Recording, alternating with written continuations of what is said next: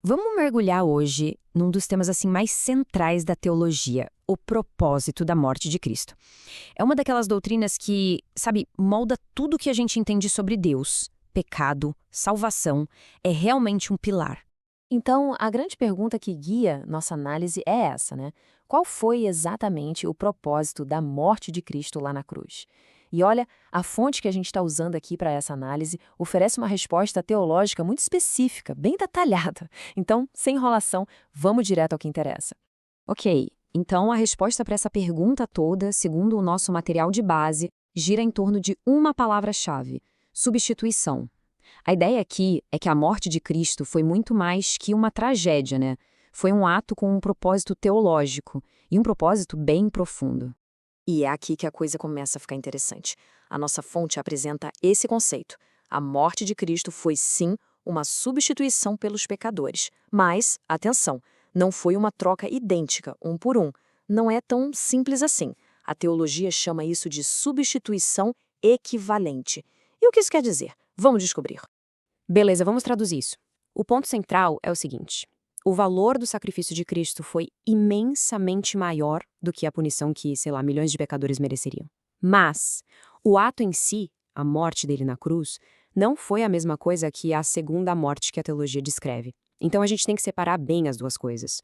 O valor do ato e a identidade do ato são coisas diferentes. E essa imagem aqui ajuda a gente a visualizar isso perfeitamente. Pensa só. De um lado, a gente tem o que a teologia chama de segunda morte, que seria uma separação definitiva de Deus. Do outro lado, o sacrifício de Cristo. Não é a mesma experiência, mas o valor, o valor é infinito. É o suficiente para cobrir o pecado de muita gente. E para essa ideia não ficar tão abstrata, a fonte que a gente está usando dá uma analogia genial.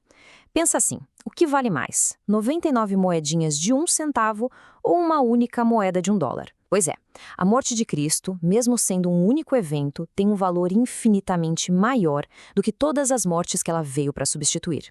Fez sentido? Tá, mas por que esse valor é infinito? De onde vem isso? O fato dele ser o Filho de Deus é o que dá esse peso, esse valor imenso para o sacrifício. E isso, claro, já levanta outra questão gigante. Afinal, para quem foi esse sacrifício? Para todo mundo ou só para alguns? Vamos explorar essa questão que, olha, é bem complexa. E aqui a gente entra num dos grandes debates da teologia, né? A salvação que Cristo oferece, ela está disponível para todo mundo, sem exceção? Ou ela é limitada só para um grupo que já estava, digamos, predestinado a recebê-la? A nossa fonte vai direto nesse ponto. Olha só, a posição do material que a gente está analisando é que o sacrifício foi, sim, suficiente para cobrir os pecados de todo mundo. E para defender isso, são citadas várias passagens da Bíblia. A gente vê expressões como o pecado do mundo, um resgate por todos, pelo mundo inteiro, tudo apontando para essa ideia de que a oferta de salvação é universal, é para todos. Mas aqui vem a virada de chave, o ponto mais importante. É preciso diferenciar a provisão de aplicação. O que isso quer dizer? Bom, a provisão é universal. O preço foi pago, a salvação foi disponibilizada para todo mundo. Ponto. Mas a aplicação, essa é condicional. Ela só se torna real, efetiva, para quem aceita isso. Então, dá para a gente resumir o processo todo em 2 passos bem simples. Primeiro passo, a provisão foi feita para todo pecador, para todo mundo. Segundo passo, para essa provisão valer na prática, a pessoa precisa se conectar com Cristo através da conversão. É uma via de mão dupla, digamos assim. E essa ideia de uma provisão que alcança todo mundo é capturada de um jeito lindo nesse hino antigo do Zinzendorf. É quase uma poesia, né?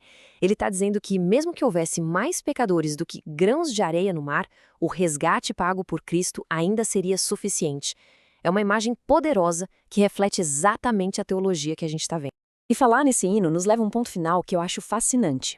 A fonte argumenta que a teologia de verdade não fica só nos livros, na teoria. Ela ganha vida na adoração, na experiência das pessoas. E os hinos são uma janela para isso.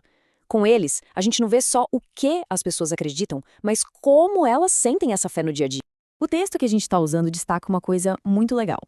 Os grandes hinos da história da igreja, quase todos eles, falam da morte de Cristo como esse sacrifício substitutivo.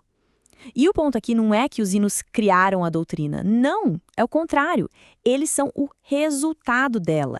É a teologia pura, transformada em música, em sentimento, em algo que a comunidade canta junto. E aqui a gente tem alguns exemplos de peso, né, hinos, de figuras como Isaac Watts, Zinsdorf, gente que marcou a história. Essas músicas não são só músicas de igreja. Elas se tornaram a base da adoração para muita gente, exatamente porque elas colocam em palavras essa ideia de um sacrifício feito no nosso lugar. É a prova de como uma ideia teológica, que parece super complexa, pode virar algo muito pessoal, algo que conforta e que é cantado por gerações e gerações. E tudo isso nos deixa com uma pergunta final, para a gente pensar mesmo. Como é que uma doutrina, uma ideia formulada séculos atrás, continua tão viva hoje, moldando o jeito que milhões de pessoas adoram, cantam e expressam sua fé? É uma ponte incrível, né? Que liga o pensamento teológico antigo com a experiência mais pessoal e real de hoje em dia.